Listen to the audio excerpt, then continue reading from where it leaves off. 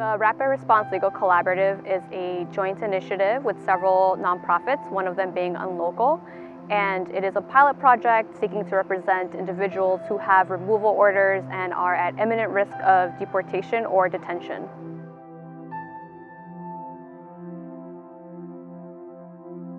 My responsibility with the Legal Collaborative is to screen all of our potential clients who are calling our hotline to receive either legal representation or advice and counsel, as many of our clients are either facing deportation or currently detained. I am a staff attorney with the Rapid Response Legal Collaborative, and I do things from reviewing several intakes as well as determining whether there are avenues for relief for our callers. A lot of the challenges that people face have to do with cultural reasons, financial access, like not having enough income to pay for an attorney. And with the current pandemic conditions, this has only made it even more dire. It has been fulfilling to find cases where through no fault of their own, someone obtained a removal order. The immigration judge decided I'll give them a chance and reopen their case.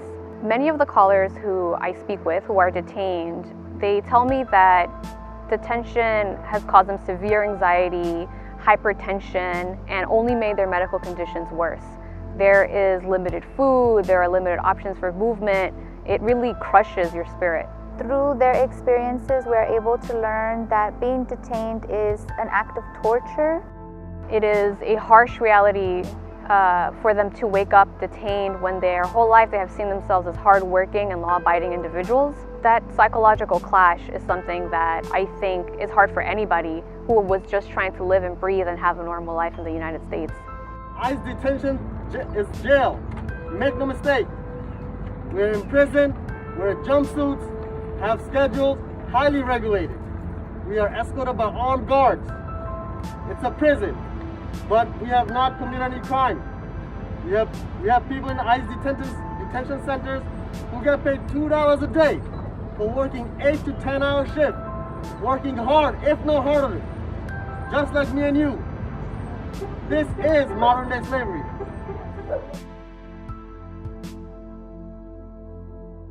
Oftentimes we are running against a system that has a plethora of resources that non-government organizations are working really hard to get access to. For us to be rapid in this response, realistically, we would need to operate closer to what an ER room is like. We need access to social workers, access to better software, community support, something that allows us to disseminate information quickly. Ideally, while we would like to not have to do this work at all, as we continue to do this work, we need access to organizers who are at the front lines of mobilizing migrant experiences. One of the challenging parts of doing this work is envisioning a future in which detention no longer exists. This country was built by immigrants. Let us continue to build. We have work to do.